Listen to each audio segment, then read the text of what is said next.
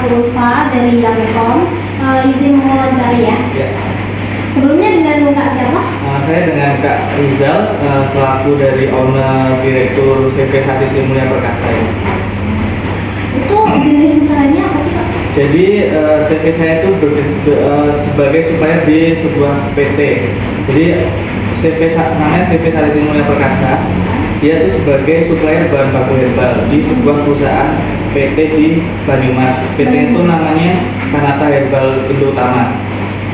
Jadi PT ini memproduksi sebuah teh herbal, teh minuman langsing, teh kecantikan. Nah, saya selaku owner dari CV Satiti Mulia Perkasa ini selaku supplier bahan baku dari perusahaan PT. Oh, kira itu udah berapa lama usahanya? Kalau untuk CV-nya ini sudah berjalan selama hampir 5 tahunan sebagai supplier bahan baku ini dan masih konsisten sampai sekarang. Oh, Kak, gimana sih menerapkan prinsip etika kepemimpinan dalam usahanya Kakak ini? Jadi dalam kepemimpinan ini ya, jadi di perusahaan ini kan ada 10 sampai 15 karyawan. Nah, jadi di karyawan ini saya mengelola karyawan ini dengan mungkin lebih tepatnya otoriter, jadi lebih yang disiplin tentang waktu, terus jam kerja, jadi harus tertib banget. Dimana jam kerja ya kerja, istirahat, terus pulang juga tepat waktu. Jadi ya lebih ke kedisiplinan aja yang mengatur mengelola karyawan ini. Oh ya.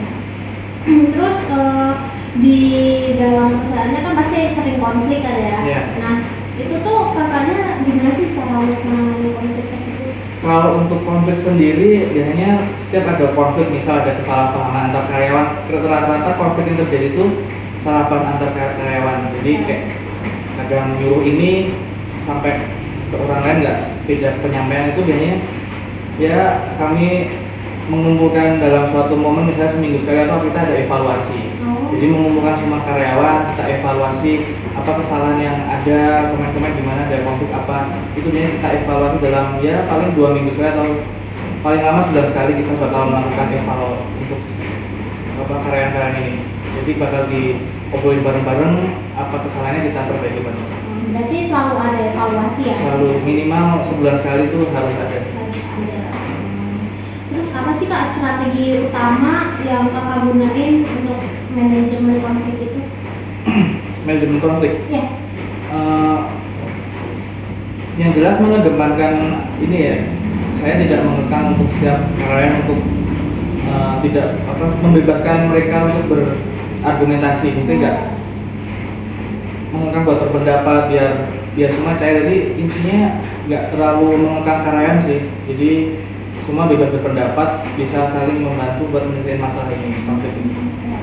Kak, gimana sih proses pengambilan keputusan yang Kakak lakuin dalam menghadapi situasi kritis?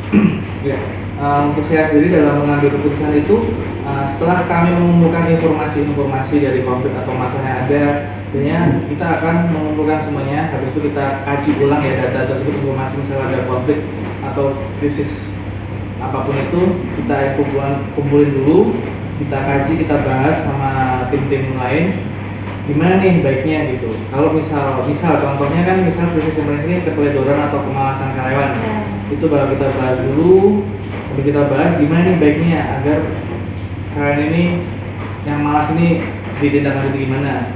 Biasanya kita bakal ngelakuin evaluasi, misalnya dia sekali buat kesalahan, kita bakal kasih teguran setelah 2 kali teguran baru peringatan.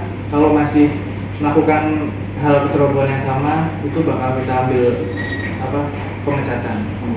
Iya, jadi kita lebih langsung sakit aja sih, takut orang-orang kayak gini yang merusak lingkungan kerja jadi nggak bagus. Berarti mending kita langsung ambil tindakan, langsung pecat aja. Jadi kalau di tempat saya gitu sih.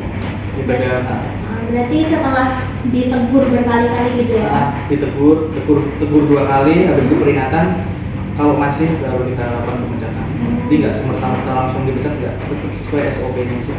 Nah, terus gimana sih Kak cara memastikan koordinasi yang efektif dalam usaha ini buat mencapai tujuan? Mengkoordinasinya ya. Jadi di perusahaan saya ini ada beberapa bidang ya, maksudnya kayak kan saya sebagai di bidang perusahaan ini kan supplier bahan baku ya, jadi ada divisinya, ada yang bagian packing bahan dari barang masih mentah kita packing ke plastik yang 5 kiloan, 10 kiloan, itu ada yang bagian packing. Habis bagian packing ada yang bagian QC, quality control, ini ngecek misal ada bahan baku nih, contoh secang, kita cek nih ini cocok bagus apa enggak, masuk layak apa enggak, kalau layak baru kita proses di packing gitu. Terus ada juga bagian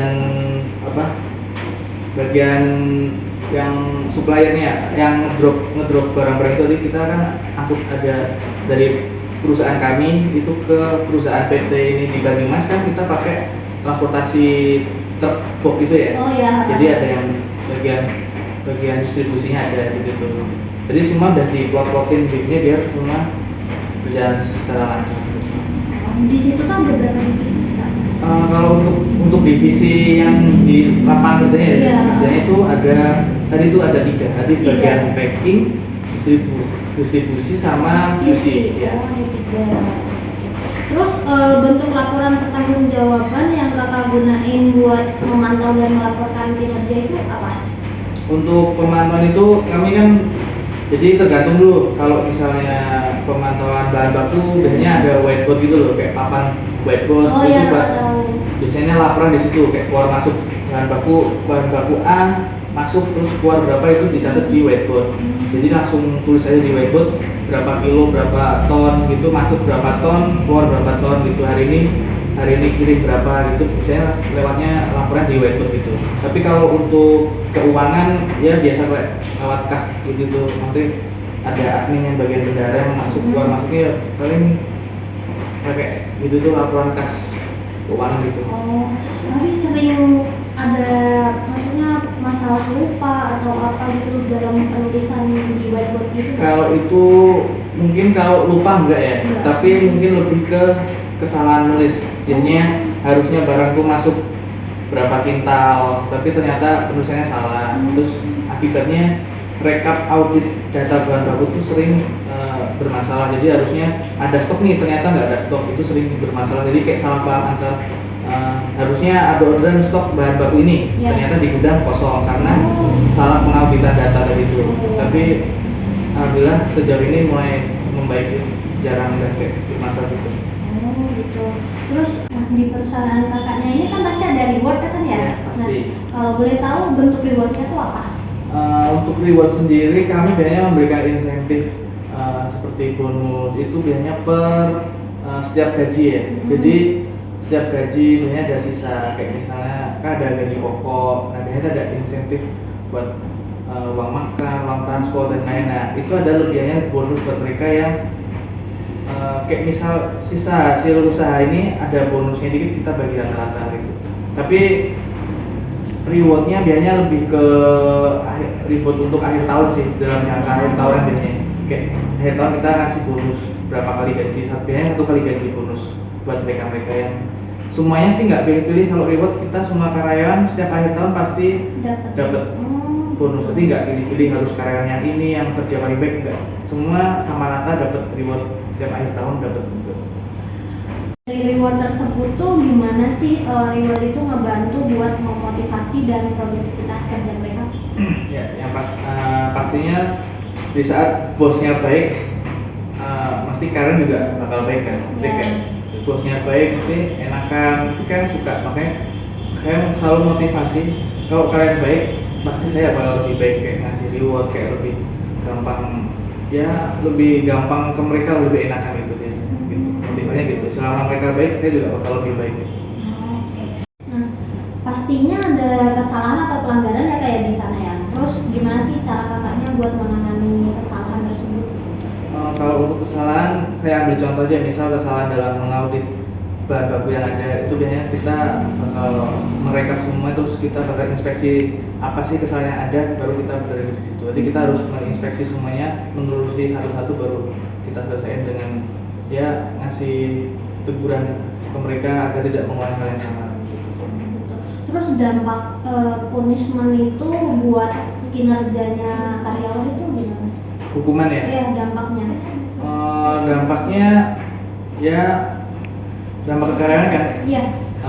Ya dampak kekaryawan bakal kita ngasih teguran ya, berusaha mereka tetap lebih disiplin lagi, nggak ceroboh, terutama kecerobohan sih yang paling sering gitu. Iya. Berarti kita tegur supaya nggak ceroboh gitu. Itu tuh bentuk tegurannya itu omongan atau ada surat peringatan atau gimana ya? Karena kita masih dalam bentuk CV ya, jadi Iya. teguran biasanya langsung omongan, langsung to the point, Omongan. langsung ke omong ke karyawan yang kesalahan, jangan gini, ini kesalahan gitu. Oh. Karena kita masih CV kan, jadi Iya. kayak teguran surat-surat itu belum sampai ke situ. Iya. Terus gimana sih Kak, katanya buat nyiptain visi dan misi yang mampu menginspirasi karyawan buat bekerja.